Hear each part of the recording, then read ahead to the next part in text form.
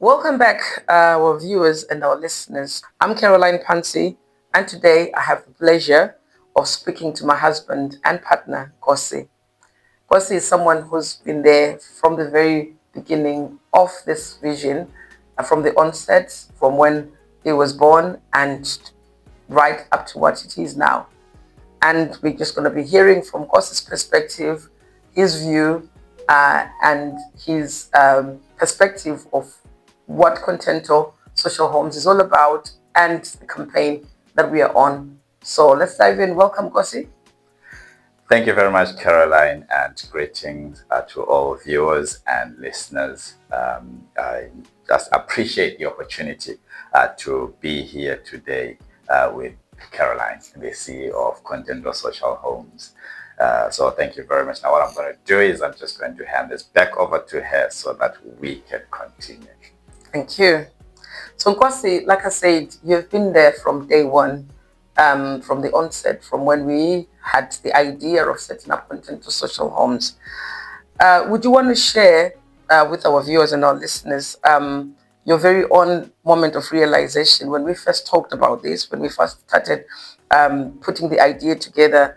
What gap did you notice in support for women survivors back then?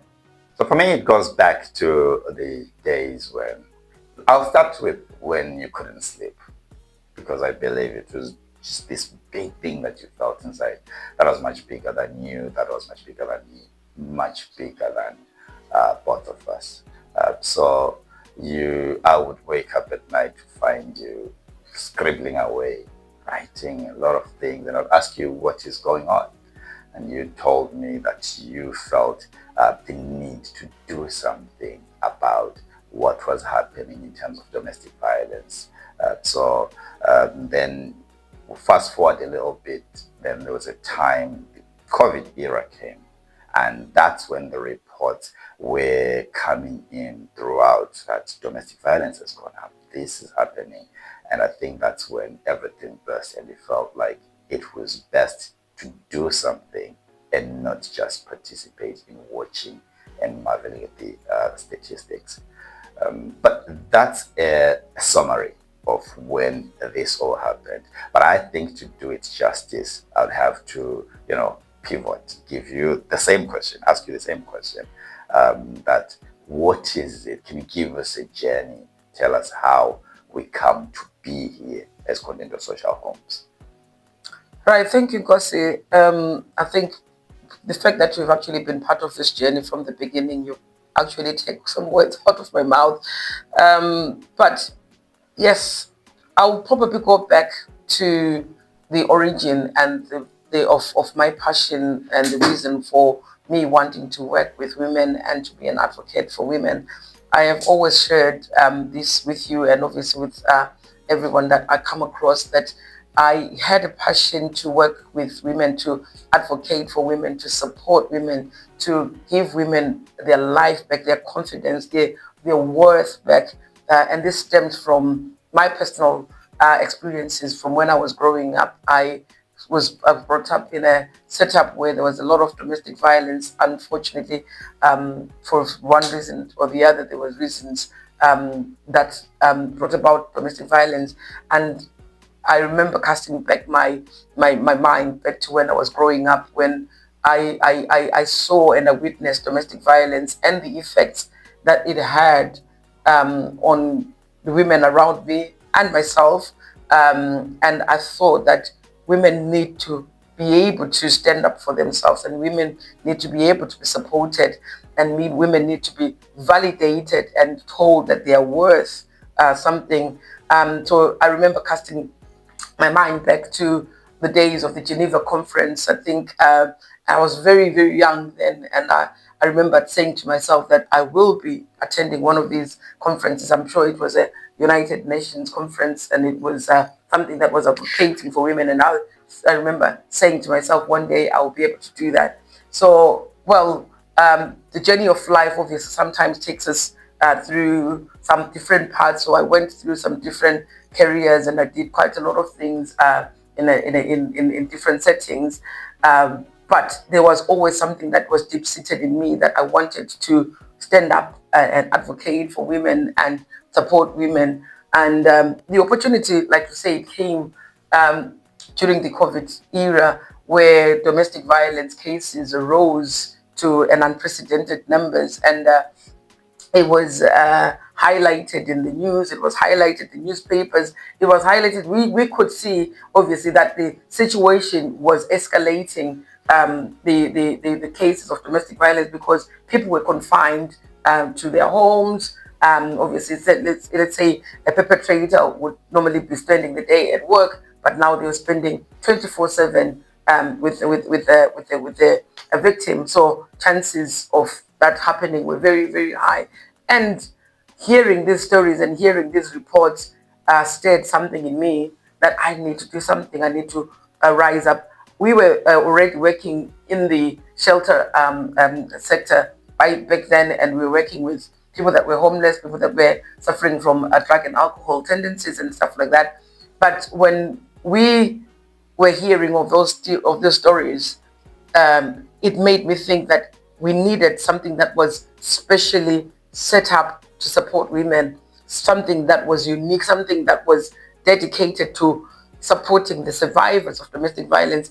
And we call them survivors because we believe that they have fought the biggest fight to be able to make up a mind and say, I'll leave a marital home, I'll leave something that I've built over years.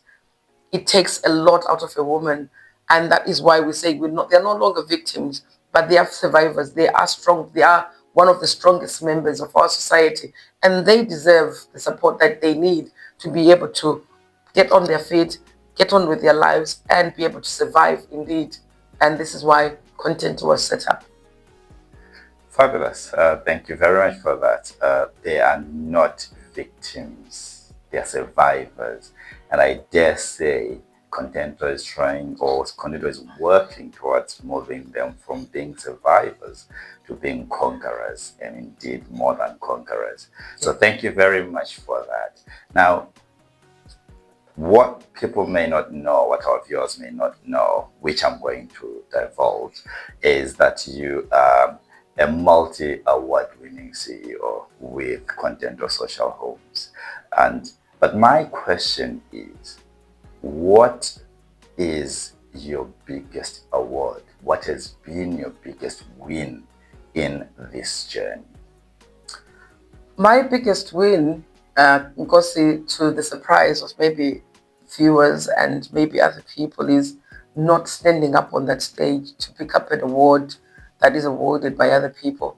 My biggest award is watching a woman coming in through our doors, struggling with self confidence, struggling just to find themselves, and taking them through a journey of self-realization, self-actualization, self-confidence, and seeing a woman walk out of our doors to live independently, to secure themselves a job, to secure themselves a home that they call their own.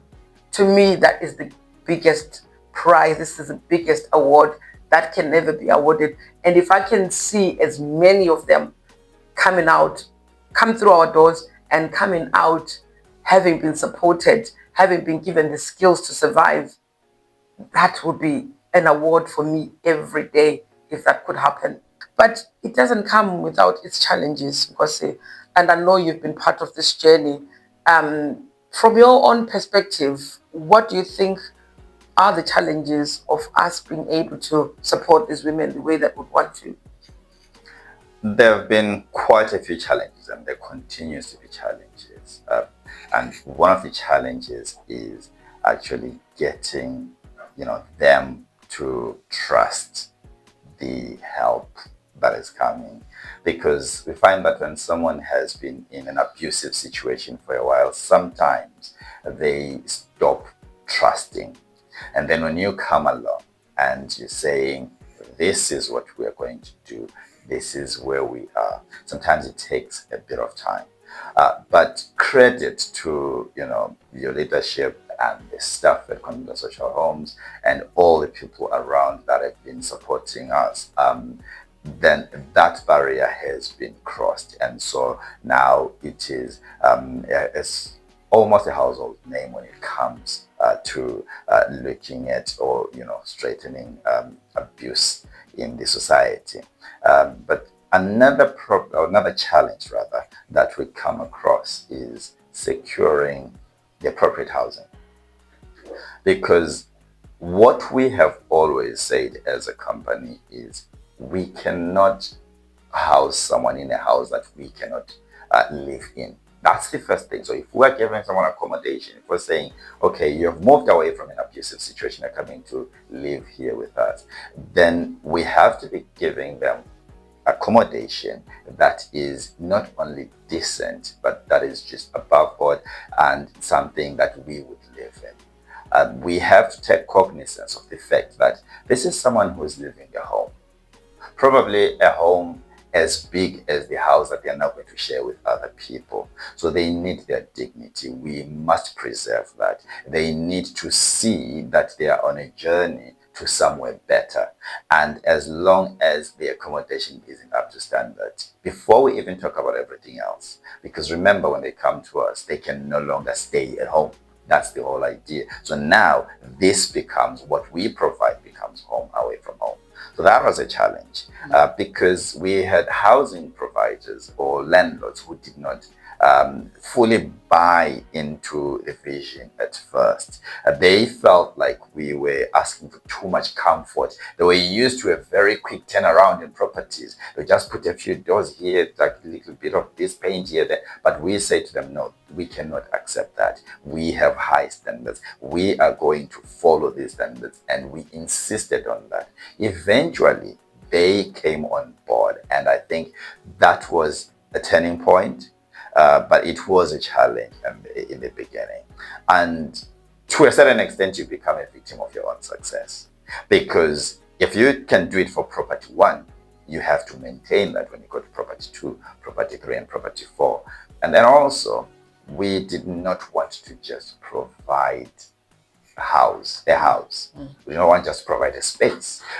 The whole idea behind Contento Social Homes is to develop the whole person in every sphere, in every way. So therefore, you talked about training, for example, you talked about provision of services. So we had to make sure that we are preparing the service users from being with us for, when they exit the service, when they have their own homes, when they have, their own, they're in control, full control of their lives, regenerating them back into society.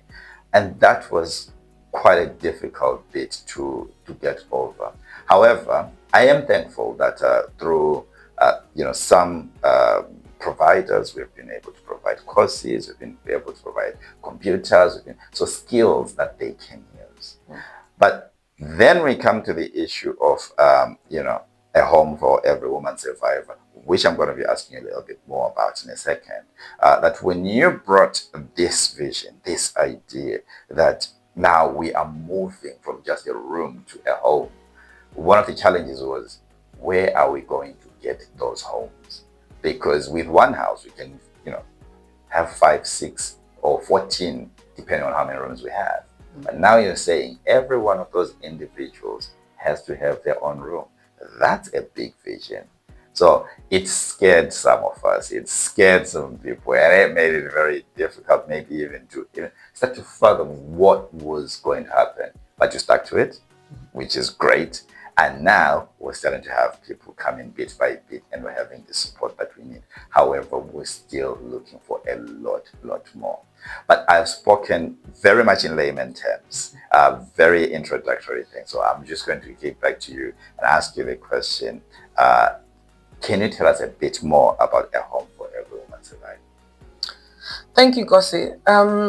Like I said, I think my ideal award would be to see a woman coming through our services and being able to leave our service into their own home. And I thank you for highlighting the issues that we had, obviously, initially when we were setting up Contento Social Homes, getting on board the service providers, the housing providers, the landlords are on board, that we are not only just providing a roof, but we are providing a home, because we realize that this woman that is coming into our service is coming from their lovely home, and we want them to have an experience that they don't regret having left their home. And this is why we want our refugees to be very humbly set up, so that the transition is not a massive transition. But like you said, Gosi,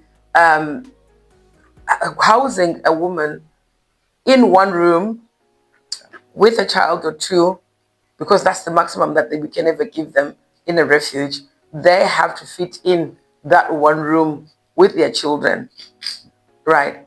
It's as much as we can make it as homely as it can be, it's not a home for them. It's not permanent. They can't decorate it. They can't paint it. They can't put a picture on the wall because of the rules and the regulations from the landlords that we get, and they can't customize it to what they want to be. One of the other challenges is, again, once we've supported a woman holistically, we've given them the skills, we've supported them to think about finding a job or setting up a business. While they're in refuge, they're limited in what they can do. For example, if somebody sets up a business, they cannot have their customers knocking on the door because it's a refuge. We cannot allow visitors. We cannot allow them to have their address known to anybody else. So that's a limiting factor. That's a hindrance to that woman. So we've done everything that we can while they're in refuge. We've supported them. We've given them skills of independent living. We've given them financial independence. We've supported them to get housing benefits. We've supported them to get universal credit. We've supported them to get absolutely everything that we can in our capability. But then they hit a ceiling. They hit a roadblock. They cannot go further than this because they are still in refuge. So this is the reason for the birth of the campaign, A Home for Every Woman Survivor, that we want to continue with what we do. We want to create spaces for women to flee from domestic violence, but we don't want to keep them here. We want them to continue to advance. We want them to continue their journey of recovery. We want them to continue to stability. We want them to have something that they call their own. We want them to have something that they can use as their permanent address. We want them to be able to take their children to schools, and they know that they won't have to move them, because once they're in refuge, it's temporary accommodation. If anything happens, they have to move. And we don't really, the ideal is that we don't want them to be staying more than they really need to be in refuge. We want them to stay in the refuge up to the point where they say, I am independent. I am happy now. I am confident. I've regained myself. I know what I want. I've set up my path and I can follow it, and there's no hindrance. And that's the best of A Home for Women, Every Woman Survivor. So we've launched it now. It was a challenge, like you said, Kosi. It is a big dream. It's massive, but I believe that for everything that has got a purpose, is always going to be a big challenge as well. There's always going to be an equal and opposite a reaction to it. You have a vision, and the reality, once you step out of that vision, is you come into the natural. You have to find funds. You have to find the right houses. You have to find. So we've started quite a lot of work that we're doing: campaigning, fundraising, advocating, and doing all these things so that we can support our women to transition into independent living in their own homes. Wow. Talk of heroes without capes. Thank you so much, Caroline, for that.